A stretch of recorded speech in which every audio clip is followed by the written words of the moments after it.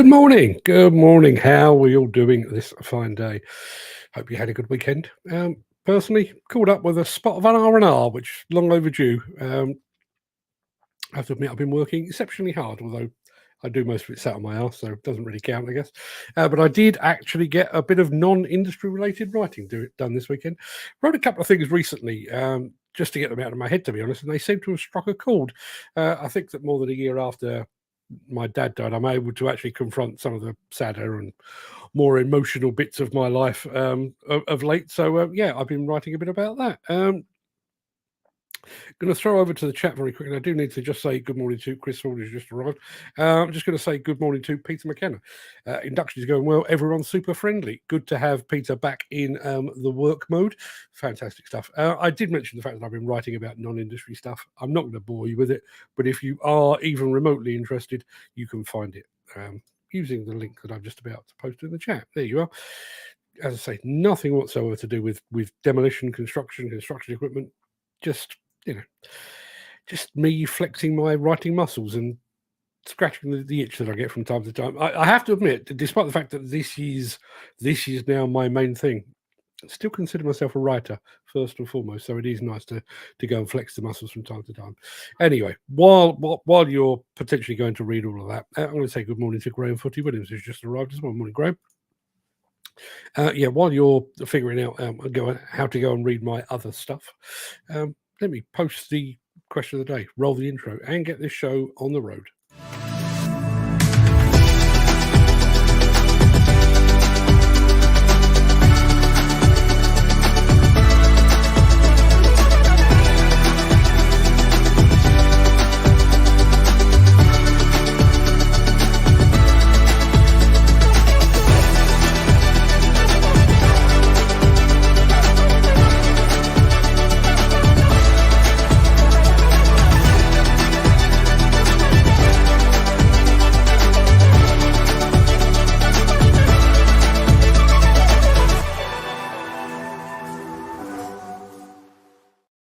It is Monday, the 6th of November. Welcome to the Breakfast Show. I am your host, Mark Anthony. In today's show, JCB goes platinum. We have a Brazilian Big Bang. A Canadian bridge goes bye-bye, turning hard-facing into an art form. Plus, we meet a female Bobcat operator who is forging her own path. But first, before we get to all of that, let's peer back through the mist of time to see what was happening on this day in history.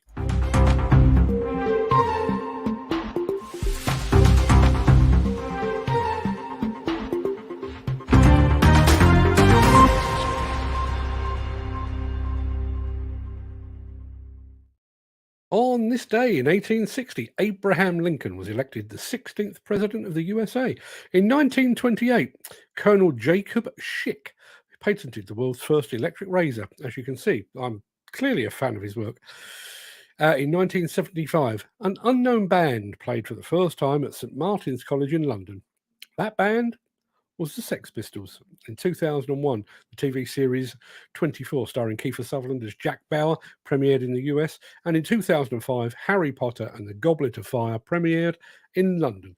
Now, before we get to the real meat of the show, let me quickly remind you of our question of the day.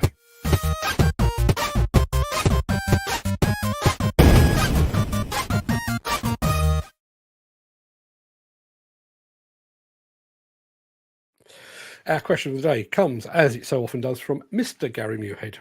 Although I'd like to think I'd personally been the inspiration behind this one. It's a whole other story. And the question for today is this. Given the choice, would you rather be intelligent or good-looking? Now, only a very select few of us can actually carry off both. So which would you prefer, looks or intelligence?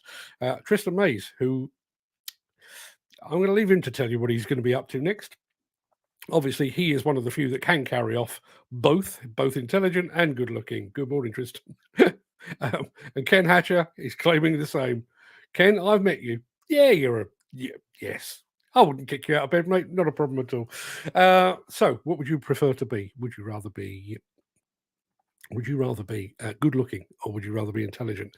Now, before we go any further, and I realise he comes along and swoops up behind me generally.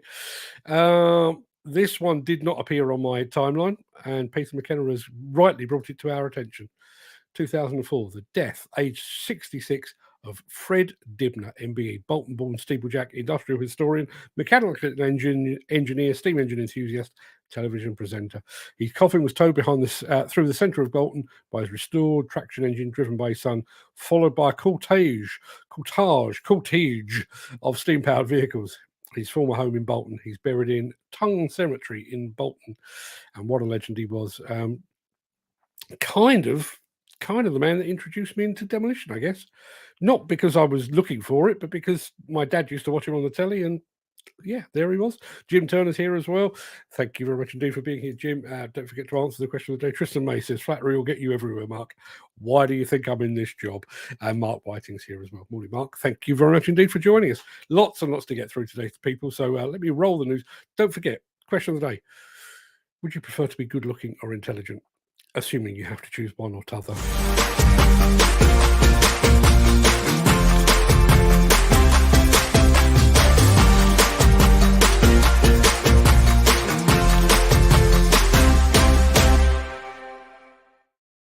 So imagine you've been making the same machine for 70 years. In fact, you've been making it so long that it's become an icon that is synonymous with your company's name. So how do you go about celebrating a 70-year anniversary? Well, if you're JCB, you unveil a platinum edition of the machine that put you on the map.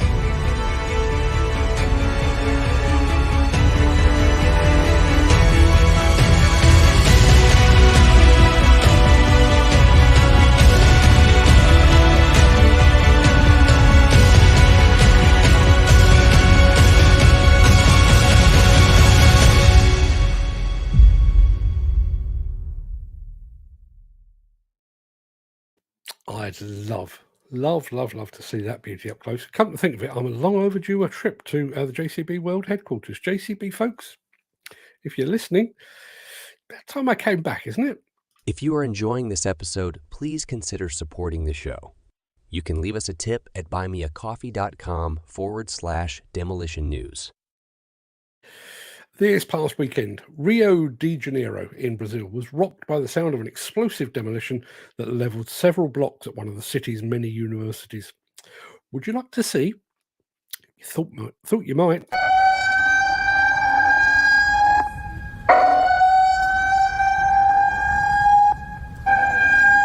Atenção, senhores moradores. Saiam das suas residências e sigam para os pontos de controle da Defesa Civil.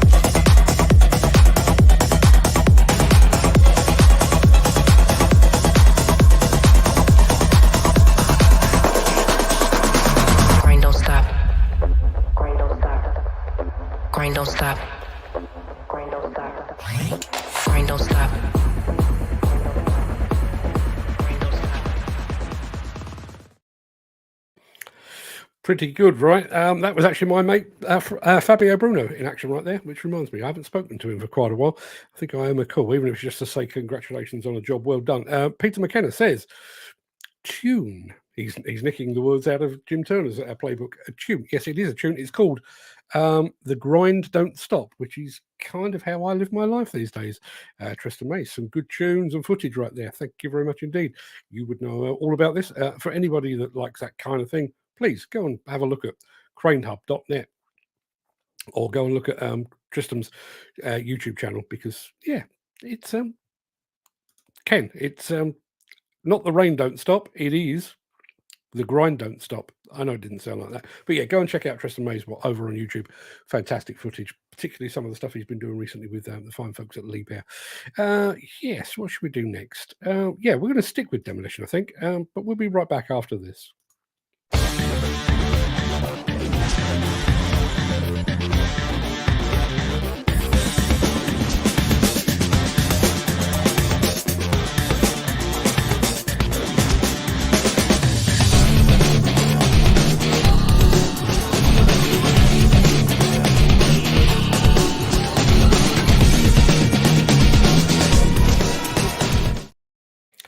You have just 14 hours to demolish a bridge. What do? Well, you do this.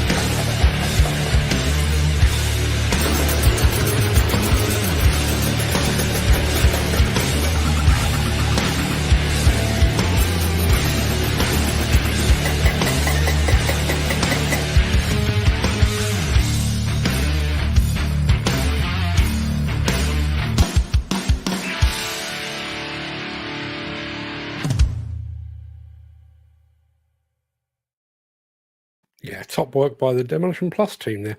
Demolition's tough enough at best of times, but doing it against the clock, should I say, even tougher. But they did bring the firepower, as Armac always say, got the job done. Peter McKenna says there's been some noteworthy bridge demos along with HS2, all available on YouTube. Yeah, but why would you go to YouTube when you could stick around here? Because there's more over there and it's better, maybe? Whatever.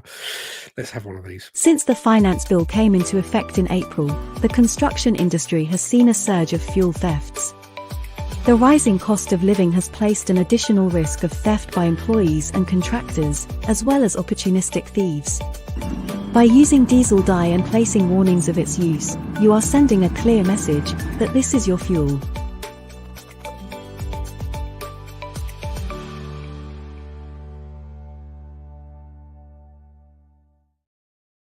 On Friday's show, you might recall that we were talking about buckets and more specifically about wear protection. Well, immediately after the show, I dredged through the Diggers and Dozers archive and I managed to find the film about Rich Holt that we shot many, many moons ago. I'd like to play it for you now. When I was doing my apprenticeship, we basically got a road planer from coming in every 2 weeks to 6 weeks with this method.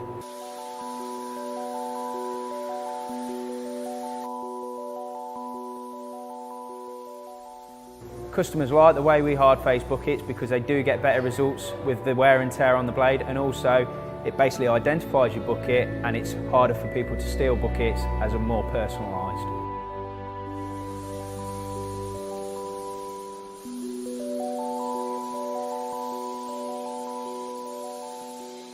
My name is Rich Holt and this is Fabrication by Design.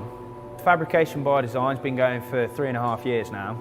We just set the business up to try and push the boundaries in fabrication and be a little bit different. In the early days, we basically had to take work where we could find it and try and convince people how we wanted to go the extra mile. So a lot was on farm equipment and engineering companies, and from that expand into the steam world where our hobby was.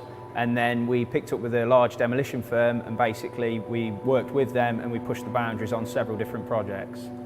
This is a standard bucket for a 30-ton excavator, and basically this has been dropped into us at Fab by Design to be hard-faced and basically given a bit more life. This point here, this is where all the material will be hitting. So over time, this will get low, this will wear, which basically causes the bucket to lose its strength and can cause it to crack. Try and eliminate that by putting wear protection on with hard facing. The reasons we do this method is real simple. Imagine if you had some pebbles on a beach, you threw a bucket of water in and they were in a straight line, it'd wear the sand away. What we do is, but with a bit of a twist, give it loads of different wear patterns. If you put pebbles all in different directions, throw the bucket in, it wears the stones, not the sand. Exactly the same method when you dig them in one of these buckets. What people used to do was weld rebar on, basically just do solid strips or just solid lines of hard facing wire. What's really different with the way we do it is basically we heat the steel up, temp it, and then put the wire down in loads of different directions so it has more places to wear. Where this is different to the other methods is basically when the material goes in, stone, clay or mud, basically it doesn't have a path to follow. It basically wears the hard facing wire we've put down rather than the blade. The people behind the levers are the people with the knowledge, not myself. We're design, fabrication, love to push the boundaries. We need to work with the guys behind the levers who can tell us where the weaknesses are, where the strengths are, and what they think would improve our product. There's no limitations to how much we can personalise these buckets and keep it effective with basically the wear and tear. Yeah, sadly, Fabrications by Design no longer exists, but Rich Holt, or Cobbles as he's known to his friends, still plying his trade, I think under the umbrella of AR Demolition. So if you fancy a personalised bucket or you just like to talk about hard facing, go look him up. You'll find him on LinkedIn, actually, just as Rich Holt. He's a smashing fella. Recommend it. Now, bit of this. If you would like to buy a limited edition Break Fast show sticker, head on over to buymeacoffee.com/demolition news/extras. And we're going to play out today with a film from the US of A about an operator who is bringing the feminine touch to the business.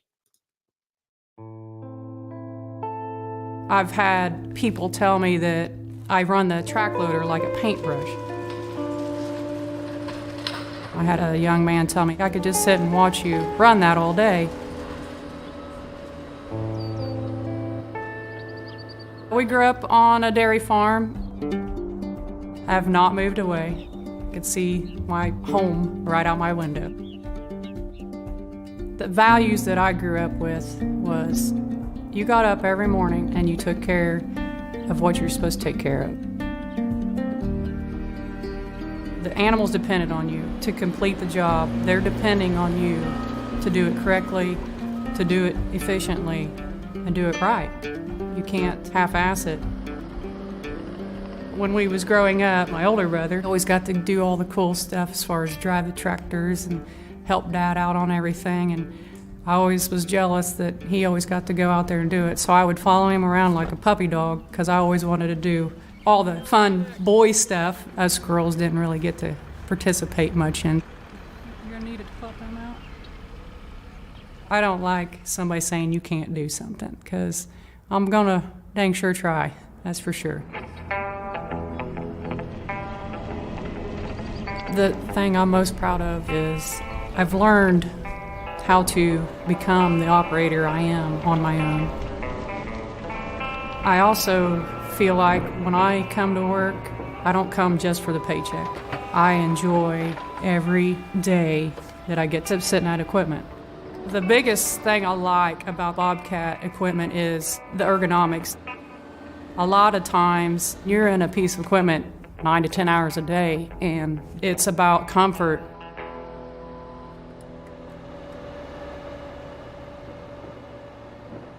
Some men won't even acknowledge I was the boss. You know, I don't care what they think of me as far as, are you good enough to run a man's job?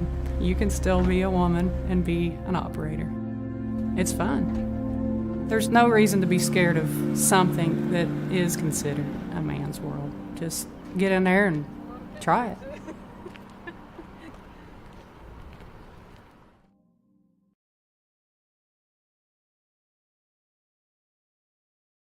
Fair play, Jesse. I think that was really, really good. I have to say, if you're stateside, she's also made the perfect machine choice too. Lots to get through in the chat. So I'm going to roll the outro in just a second before leaping gazelle-like over into the chat to see what you've all been saying today. If you can't stick around for that, then please stay safe. Look after yourself, your family, your friends, and your colleagues. But if you do have the time and the inclination, We'll be right back after this final word from our key show sponsor.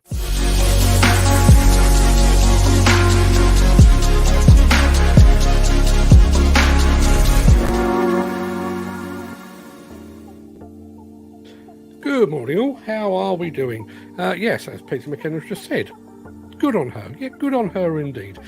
Now, I'm going to go back to the very beginning of the chat, so there's lots to get through. Peter McKenna was actually first off the mark this morning. Peter's actually been through, a 2-3 hour induction this morning. Good to have him back in the fold. He's now at a waste and recycling centre up near where he lives, up Preston way. But he's back on the chain gang, as they say. Good to have you back, Peter. Long may it continue. Andy Dalvell's here as well. Morning. Yes, absolutely. There's an echo in here, but good morning, Andy. Hope you're well. Hope you had a good weekend, my friend. Who else do we have here? Gary Muirhead, ever-present Gary Muirhead. Thank you for the question of the day, which we'll come to in just a second. Good morning, Mark. Good morning, gang. And Gary, you did send me a message on it was the weekend sometime saying that I need to go to Glencoe. I know I need to go to Glencoe. 3 years I've been planning to go to Glencoe, and I still haven't got around to doing it. I've come close a few times, but I'm working on it, trust me. Glenn Johnson's in the house. Morning, Glenn. And thank you, Glenn. I know Glenn's been over to have a look at some of the non-industry stuff that I've been writing over the past couple of weeks. He hasn't said whether he likes it or not, but he's been there, which is, I'm really quite grateful. As I said at the very beginning of the show, if I were to win £1 million, it's unlikely because I don't enter the lottery or anything like that, but if I were to win £1 million, I reckon I would still be writing, because it's kind of cathartic, because it's what I do. It's what I do. And for the past year and probably 13 months, I guess, I've kind of pushed all of that bit to one side because all a bit raw with loss of my mum and then my dad and everything else. But a year on, and I do feel like I'm ready to talk about some of that stuff. But it's not all related to that. I mean, one of the stories I told over the weekend is about a girl. She's a lady now, but she's a girl that I went to school with. And how her experience of going to school was so very different to mine.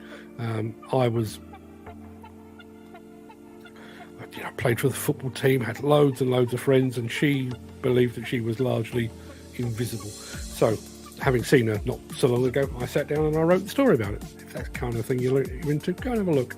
You can find that in the chat. Let's have a look. Who else we've got? Ken Hatcher's here as well, with the usual mixed bag of weather. Morning, Ken. Hope you're fitting well. Now, did I see a slight change in tack on Friday night? We're quite familiar with Ken and his Friday night pizza. This time it wasn't a full pizza, it was only half a pizza, but it had chips with it. Now, is that an attempt at weight loss, or is that an attempt at weight gain? What was the cause? Was there a shift in the Earth's atmosphere that caused that? Love to know. Chris Ford is here as well. Morning, Chris. Good morning, one and all. And Chris has got a cracking comment coming up. I'll get to that in just a second. Peter McKenna says induction is going well. Everyone's super friendly. Isn't that nice? Shouldn't that be the norm? Wouldn't it be great if that were the case? I've been... It's a long while since I've really worked with anyone. Very long while. But I do remember shifting magazines and going to some companies or going to some magazines, and you're introduced. Oh, this is Mark. He's the new guy. Nothing. I thought, oh Jesus, this is going to be hard. And other places I went. This is Mark. Oh, Mark. Oh, fantastic. Good. Welcome aboard. Go, grab a coffee. Sit down. Make yourself at home. It doesn't cost much, does it? Yes, now I mentioned these various articles that I'm writing over yonder. It's Mark Anthony, 1965, which is my birth year, .medium.com. Go and find it, if that's the kind of thing you're into. Graham Footy Williams has joined us as well. Can't get his thing to play. Morning, Footy. Now, question of the day was this. Would you rather be good-looking or intelligent? I think my personal view, and all joking aside, I mean, when Gary actually sent this to me, I actually said, well, quite clearly I am both. I think when I was younger, I'd have quite happily forgone intelligence for looks, because let's face it, when you're 17, 18, 19, you want to be good looking because you want to meet the girls, don't you? The older I've got, the more I appreciate intelligence. And not... So here's the thing. I don't know if anybody else has seen this. Stephen Fry was on... I don't even know what the show was called, but he was on a BBC show, I think fairly recently. It may have even been last week. And he was talking about...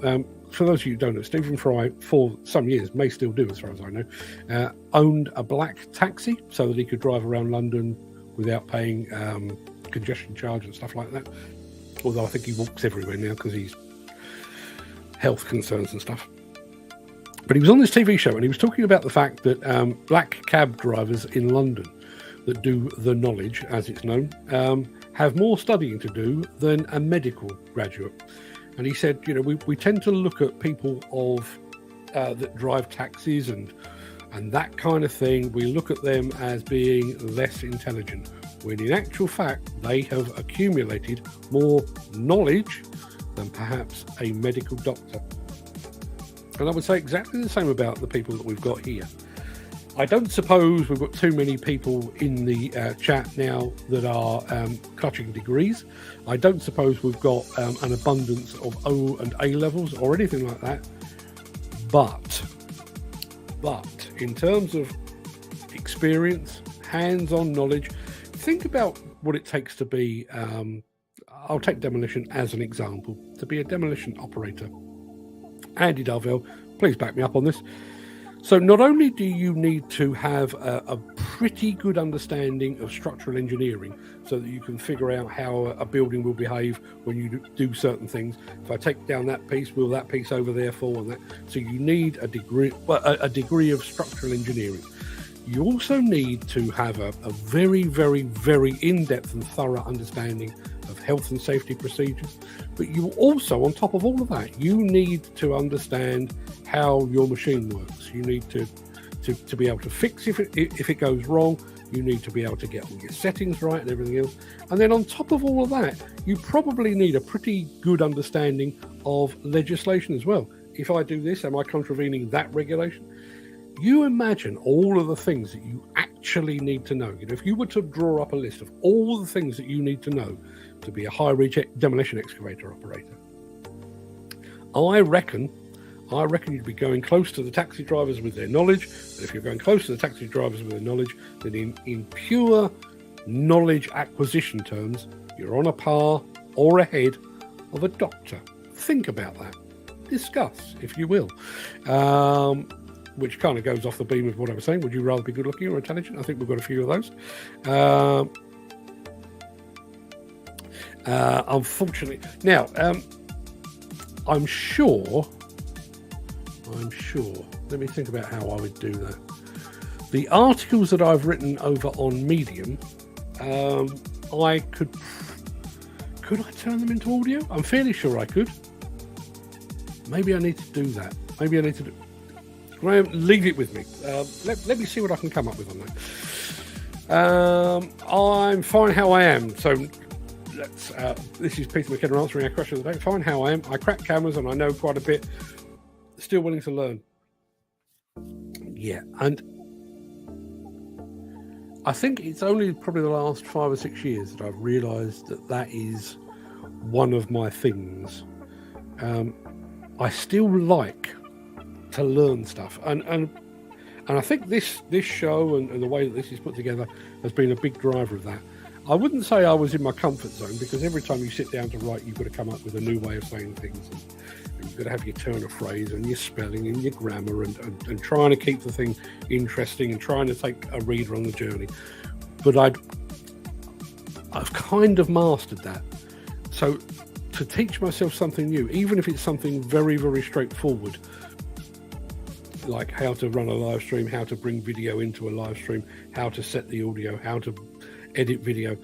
I love learning new stuff. What is it? Lifelong leaders or lifelong learners or some such tosh. Wouldn't consider myself a leader by any means, but I do like to master new things. Ken Hatcher, obviously, is both anyway. Tristan Mays. Tristan Mays is off around the world fairly soon. Follow him. following. Tristan, I don't know if you're still here, but I spoke to Tristan on WhatsApp yesterday, and he, as I say, he's going off on his travels, and I said that he should vlog it because his travels are going to take him far and wide. But I also wondered, it occurs to me after I'd stopped talking to him last night, maybe it's something we could follow here. Maybe it's we have a regular Tristan Mays slot as we follow his progress on that thing that he's doing that I'm not going to tell you about because it's not my place to tell you about it. It's his. But go and have a look. Question of the day. I'd rather be intelligent. Clever people always get the knickers off the woman. I was always told that it was the funny ones. That's why I have a neat line in puns. Doesn't work, I've got to be honest. But yeah, I don't know. I don't know about that. Because and maybe women look at us slightly differently. But you know, I'm a pretty shallow guy, I guess. And looking at a woman, if she's not good looking, do I get to the point where I find out she's intelligent? This is all made up because I've been married 30 years and that's how I'll die. But would I necessarily get past the looks in order to discover the intelligence? Not sure I did, or I would rather. In 1986, 45 people died after a Chinook helicopter carrying oil rig workers plunged into the North Sea off the coast of Scotland. Deadliest civilian helicopter crash on record. Good grief. 1935, the RAF's first monoplane fighter, the Hawker Hurricane, made its maiden flight. Although largely overshadowed by the Spitfire, the aircraft became renowned during the Battle of Britain and accounted for 60% of the RAF's air victories. And yeah, as you say, rightly, overshadowed. Everybody thinks of the Spitfire. Could you identify a Hawker Hurricane? Not sure I could. Jim Turner's in the house. Tristan Mays says flattery will get you everywhere. See, we've said about intelligence being impressive to women. We've also said about humour being useful with flattery. Flattery will get you everywhere. In my very limited experience, Mark Whiting's here as well. Chris Ford. Now this is the best answer so far. Question of the day. I'm on a hiding to nothing with this question. There are no flies on me, but I'm going to nick this as a phrase. There are no flies on me, but you can see where they've been. As for looks, I might look stupid, but I can assure you nobody could be that stupid. So I'd have to go for intelligence. There are no flies on me, but you can see where they've been. Love it. Graham Footy Williams says, did you see that new fuel I sent you talking about? Making of a new fuel? I didn't see that. I'll need to go and have a look. I took quite a bit of time out this weekend. Because I was knackered, basically. Tristan Mays says about the JCB, I bet Guy Nichols gets one of those. Guy Nichols over at True 7, who somebody once described to me as he's richer than God. Yeah. Nice bit of kit, says Graham Williams. Peter McKenna, like the tune that we had on the Brazilian Demolition. Sounds good on my subwoofer. You're actually taking a subwoofer to work with you, are you? I probably need to up the bass on this or take my voice down a tone or two, just to give you maximum effect. Andy Darvell says, I love the one host trying to give dust suppression. Yeah, I guess you've got to be seen to be trying, not necessarily doing much. So let's have a look. Some good tunes and footage right there, says Tristan. Thank you very much. Our friend Batshit Crazy is here and says, what's up? Good morning to you, sir. Thank you very much indeed for being here. I like the music, Rain Don't Stop. That's the Welsh version, obviously, Rain Don't Stop. The song, as I said, the grind don't stop. Now, Peter McKenna goes on about bridge demolition. There have been some noteworthy bridge demos here, along with HS2, all available on YouTube, all very true. And he then goes on to say, Mark, we are in the UK. Surely UK bridge demolition would be higher on your ranks than foreign ones. I make no distinction because the live show, the bit what you're watching right now, is almost exclusively a UK audience. But once this pops over onto YouTube in a recorded version, and once it goes over onto Instagram, our audience goes global. I mean, and I do mean literally global. Excuse me. Somewhere between 120 and 140 countries. So I make no distinction. The other thing as well is, although it's kind of skewed from that somewhat, when I first started the show, the original intention was that this was going to be a new show. So I tried to bring whatever's latest, and that bridge demolition only happened last week or thereabouts. Excuse me again. It only happened very recently, so that was the most up-to-date bridge demolition I had. Therefore, I was bringing it to you. Graham Williams says, I'm ditching buckets. Doesn't help to have wear plate. You can change that plate all the time. Okay. Good that they listen to the operators. Yeah, I'd forgotten. That film is probably 7-8 years old, I guess. Despite all that I've just said about this being a new show. But because we were talking about hard facing and wear material and that kind of thing, I thought I'd dredge it up. And I'd forgotten that Rich actually said that. You know, the people that he's speaking to, obviously, you know, ultimately he's paid when he's working for AR Demolition. AR Demolition themselves are the ones that are paying for the work. But he's actually consulting with their operators to see where W-H-E-R-E, where the wear, W-E-A-R, is actually occurring and what they can do about it. Yes, we're literally down to the last 2 or 3 stickers. I haven't got them on my desk anymore. We're down to about the last 2 or 3 of the original stickers. And you're right, we did them in a hurry. With hindsight, I was just keen to get them out there, really. Better if your stickers had one of your links on, Mark. Yeah, you're absolutely right. And you know, why did I not think? Bearing in mind it says the Break File Show on it, why would I not have put the time and the place on a sticker like that? But I was very pleased to see who sent me it. I think it may have been Ed Butler. Actually showed me the cat. I can't. Is it the front or the back? Doesn't matter. Part of his cab, he's got a bunch of stickers on there, and he's got there's a Diggers and Dozers one on there. There's a Break File Show one on there. I think he's got a Digger Man blog one on there. He's got one from Katie Keller as well. So yeah, he's gradually collecting. But yes, particularly given that people are going to see it, I should, Peter, you're absolutely right. Should have put the links, time, and everything else. You're 100% right. That video, and I think Jim is almost certainly talking about the Bobcat one. That video needs to be shown in schools to show that being a plant operator is open to everyone. Wouldn't that be fantastic? I mean, I realise that was American and everything else, but wouldn't that be great if you could do that? Actually make that not necessarily part of the curriculum, but and I do wonder, as an industry, I mean, I know of people, and I'm thinking of my mate John Woodward, for example. John has been to lots and lots of schools, lots and lots of colleges, lots and lots of universities, but by and large, they are around where he lives. It used to be Wolverhampton, he's now moved. So there's like a little circle around where John was, where, you know, he's been there regularly, he's shown them Demolition, he's given them our books. My dad does Demolition and my dad drives a digger and all those kind of things.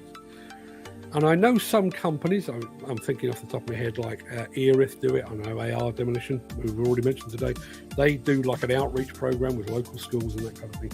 But all of this is pockets. Wouldn't it be marvellous if we just had a one-off video or a YouTube channel that was purely aimed at 11, 12, 13, 14, 15-year-old people.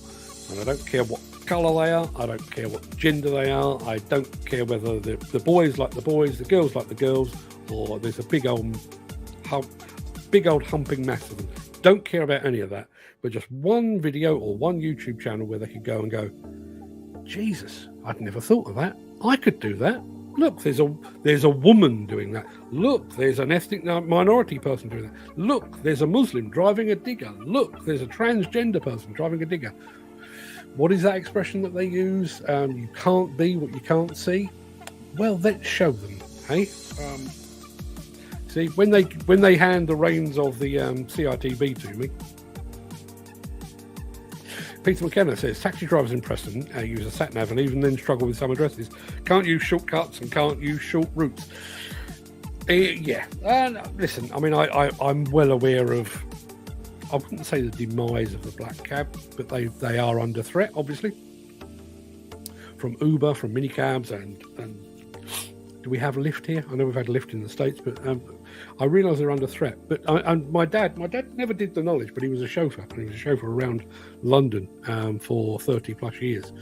This is an absolutely genuine case. I was driving from a bit of London to another bit of London, and pre-sat nav, got myself turned around, couldn't work out where I was. So I phoned him on the mobile phone and said, I'm trying to go from here to here. And he said, what are you looking at? And I said, well, there's a pub to my left called the Lion's Head or whatever. And there's a Ford garage over on my right-hand side called Allums or something like that. And he went, oh, yeah, okay. In that case, go to your next left, take the next left, go to the end where you see the lights. You come to a roundabout, go around the roundabout, third exit, you'll be exactly where you need to be.